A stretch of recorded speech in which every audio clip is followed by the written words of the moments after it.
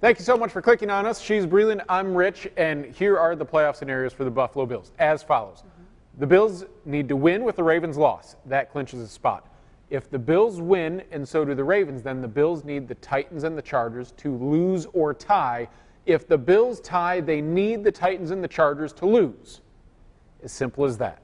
Simple. I don't know if simple is the word you're looking for. Well, it seems a little complicated. Well, oppose this. They have a chance, and this is the best chance the Bills have had to make the playoffs this late into a season since they last made the playoffs. Right. So, got me thinking, though. Fans would like the Bills to make the playoffs because you want to end the drought. But with the Tyrod Taylor situation and the question, can the Bills get rid of the quarterback who helps end the playoff drought? I don't know. So is a win in making the playoffs good for the Bills in the process? I think it's going to be a tall order to just get rid of the whatever quarterback leads you to the playoffs, period. Especially one that we have seen is average at best, has exceptional moments, but for the most part plays rather averagely. Sure. But especially when you look at who you have already, Nathan Peterman didn't really show his stuff, so to speak. So you're not exactly sold on the Joe Webb future of the franchise. No, I know that's everyone's favorite topic. You don't like the whole special teams player coming in? No, I'm not no.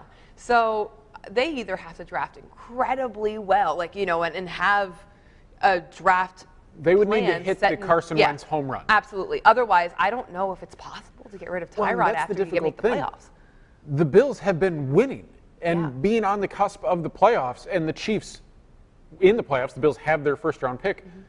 They're going to have to package those picks and something to move up into that potential top 5 quarterback range. Otherwise, you're hoping someone falls or you get lucky on like a second or a third round pick.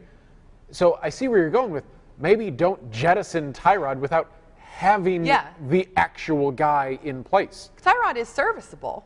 The problem is the league year begins and ends prior to the draft. So you have to make your decision on your plan before you can have the plan in place. Yeah, this definitely puts them in a tough position. But you know what? Maybe there's a lot of Bills math, so to speak, on how they're even going to make in the playoffs. People have to win, people have to lose. So-and-so has to tie. It's a lot. It's a tall order already. You seem a little pessimistic. Do you even think that they're going to go to the playoffs? So I am a big fan of expecting the worst, hoping for the best. I want the Bills to make the playoffs. I want the drought. I want to stop talking about the drought. I am tired of talking about it. I want them to win. I want them to do well. It makes our job so much easier if they win.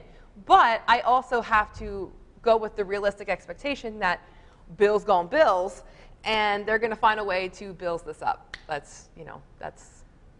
gonna do something. Highly negative. They're gonna do something in Miami. You know that. Well, I got this. I think Jay Cutler just is done playing football right now.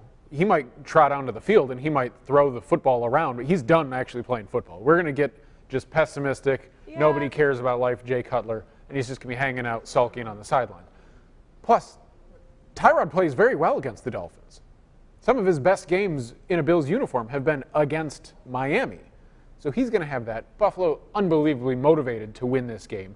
Miami does not. So I think the Bills win this game, but I don't know if they necessarily get the breaks that they need to make the playoffs. Is there too much pressure, though, on the Bills right now? I mean, it's just the game. Everybody's counting on them, and all this pressure is riding on them. I don't know. Something just tells me. I'll say this. If the Bills are going to take the next step in the process, the game to win your 9th game of the season cannot be too much pressure. If this is too much pressure, well, then we're not nearly far enough along in the hope they can be a playoff team. Yeah. If game number 17 is too much pressure to win, they have bigger problems than can they be the 6th seed in the playoffs. I agree with you, Rich. I'm just being not pessimistically, but just. Oh, you're being pretty pessimistic.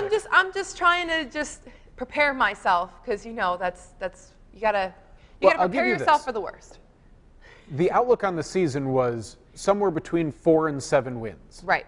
They already have 8 with the chance for 9. This has become a wildly successful season, and they've jettisoned some not friendly contracts for draft picks. So they've set themselves up nicely going forward. And I've just got to say, whoever's finding some of these free agent signings throughout the year, excellent job.